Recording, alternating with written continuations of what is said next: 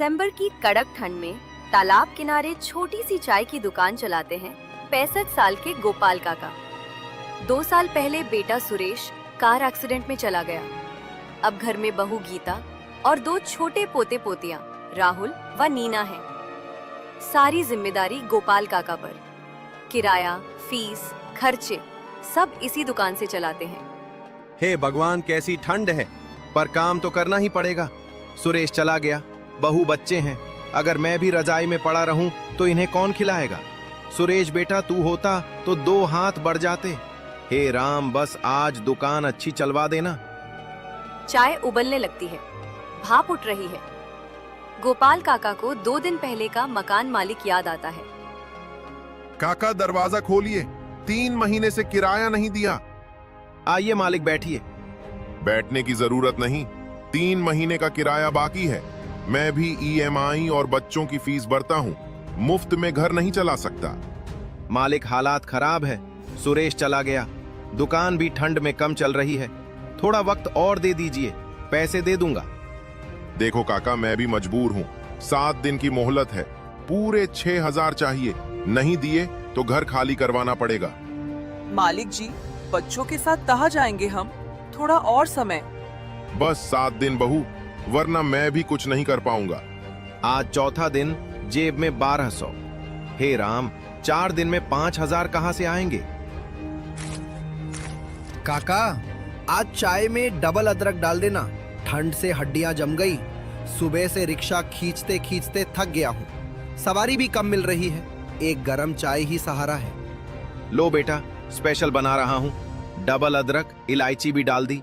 बैठ आराम से। परिवार सब ठीक है ना घर में? बस काका, जैसे तैसे गुजारा हो रहा है। 2 बच्चे हैं, उनकी फीस भरनी है, घर का किराया है, बीवी की दवाई है। ठंड में सवारी कम निकलती है, लोग टैक्सी या बस पकड़ लेते हैं। लेकिन तुम्हारी चाय पीकर फिर हिम्मत बन जाती है। तुम हमेशा अच्छी चाय बनाता हो, मन खुश हो जाता है, लगता है जैसे घर की चाय पी रहा हूं।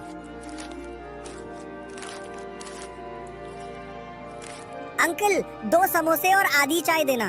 पैसे कल दे दूंगा, आज जेब खाली है, कुछ खाया नहीं, भूख जोर की लगी है। कोई बात नहीं बेटा, खा पी ले आराम से। समोसे गर्मा गर्म है। पढ़ाई कैसी चल रही है? एग्जाम की तैयारी कर रहे हो ना? कल दे देना, नहीं तो भी चलेगा। हाँ अंकल, कोशिश कर रहा हूँ। आपकी दुआ से अच्छे नंबर आएंगे।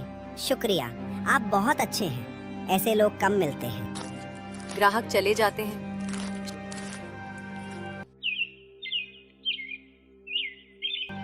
शाम को गोपाल काका हिसाब जोड़ते हैं। आज सिर्फ 290, कुल 920 हुए। 3 दिन बाकी हैं। हे भगवान, कुछ तो रास्ता दिखा, परिवार को सड़क पर मत आने दे।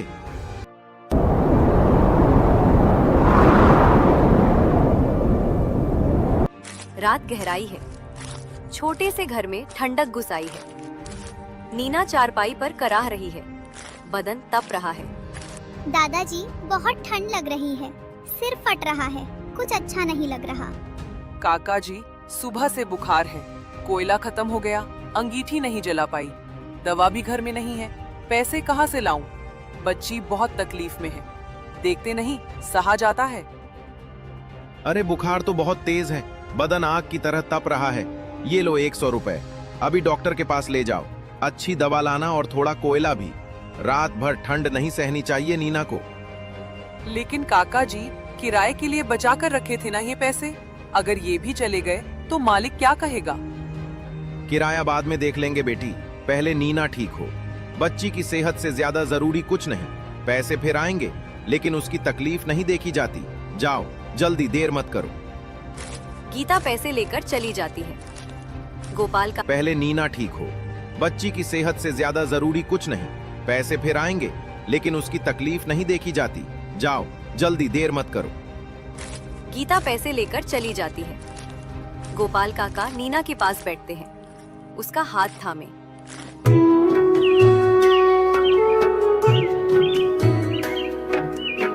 सुबह सुबह गोपाल काका सुनहरी घड़ी निकालते हैं। अम्मा, ये घड़ी तुम्हारे बाबूजी ने दी थी, तुमने संभाल कर रखी, फिर मुझे दी। कहा था मुश्किल वक्त आए तो बेच देना। आज वही वक्त आ गया है। एक तरफ तेरी निशानी, एक तरफ बहू बच्चों की छत। माफ कर देना, मजबूरी भारी पड़ रही है। काका घर से निकलते हैं, ज्वेलरी मार्केट की ओर। ठंडी हवा चल रही है। आइए काका बैठिए, क्या दिखाना है? सोना चांदी कुछ बेचने आए हैं? बेटा, ये पुरानी जेब घड़ी है, घर की निशानी है, बहुत पुरानी, सोने की लगती है। ध्यान से देखो, जो ठीक दाम लगे बता दो। मजबूरी है, बेचनी पड़ रही है। ज्वेलर घड़ी लेता है और उसे ध्यान से देखता है। अच्छी घड़ी है काका, पुराने जमाने की, डिजाइन भी शानदार। 78,000 दे सकता हूँ, इससे ज्यादा नहीं हो पाएगा। तभी एक अनजान आदमी आता है। नमस्ते काका, आप तालाब किनारे चाय समोसे की दुकान वाले गोपाल काका है ना? मैंने आपको कई बार देखा है। आप सुरेश के बाबूजी हैं। मैं किरण हूँ काका। सुरेश आपका बेटा मेरा दोस्त था। सुरेश का दोस्त? अचानक आज यहाँ कैसे आ गए बेटा? कुछ काम था? काका, सुरेश भाई अक्सर आपकी बात करते थे, परिवार की फोटो दिखाते थे दुकान को। ये घड़ी भी फोटो में देखी थी मैंने। मैं लंबे समय से आपको ढूंढ रहा था। आज एहसान चुकाने आया हूँ। एहसान? कैसा एहसान? सुरेश ने तेरे लिए क्या किया था? सुरेश ने तेरे लिए क्या किया था? 2 साल पहले मेरे पिताजी को हार्ट अटैक आया था। अस्पताल में अचानक पैसे कम पड़ गए। रात का वक्त था, मैं बाहर रो रहा था, कोई रास्ता नहीं सूझ रहा था।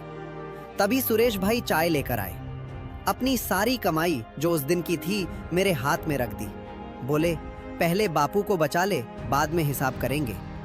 आज मेरे पिताजी जिंदा है सिर्फ सुरेश भाई की वजह से। ये घड़ी बेचने की नहीं है काका, वापस जेब में रख लीजिए। जो भी जरूरत है, किराया, दवा, कुछ भी, मैं पूरा करूंगा। ये मेरा कर्ज है। बेटा, तू क्यों इतना बोझ उठा रहा है? तेरा भी परिवार होगा, अपने खर्चे होंगे। मैं कैसे लूं इतना? ये बोझ नहीं काका, कर्ज है। आपके बेटे ने मेरे बाप की जान बचाई। अब मैं आपके परिवार को संभाल सकता हूँ तो क्यों ना करूँ? मना मत कीजिए, सुरेश भाई की आत्मा को सुकून मिलेगा। गोपाल काका किरण को साथ लेकर अपने छोटे से किराए के घर पहुंचते हैं। काका जी, आप इतनी जल्दी वापस? दुकान जल्दी बंद कर दी आज? और ये कौन है आपके साथ? कोई जान पहचान वाले बहू, ये किरण है। तेरे सुरेश का बहुत अच्छा दोस्त था। आज ज्वेलरी मार्केट में घड़ी बेचते वक्त मिले। इन्होंने ही मुझे रोका, नहीं तो घर की निशानी चली जाती। नमस्ते भाभी, मुझे सच में बहुत पहले आना चाहिए था। सुरेश भाई की वजह से आज मैं यहाँ खड़ा हूँ। वो हमेशा परिवार की बात करते थे। माफ कीजिए, इतने दिन लग गए आने में।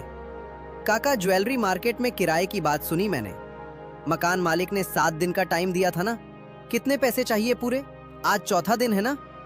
हाँ बेटा, 6,000। लेकिन अब हाथ खाली हैं। नीना की दवा में आखिरी पैसे भी चले गए। किरण जेब से नकद और चेकबुक निकालता है। ये अभी के खर्च के लिए रखिए काका। किराया मैं खुद मालिक को दे दूंगा, पूरा बकाया और अगले कुछ महीनों का एडवांस भी।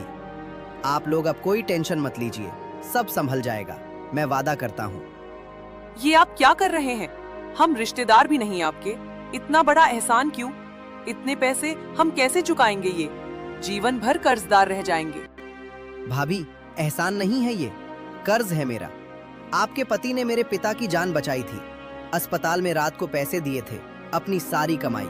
बोले थे, पहले जान बचा, हिसाब बाद में। आज मेरे पिताजी जिंदा हैं, सिर्फ सुरेश भाई की वजह से।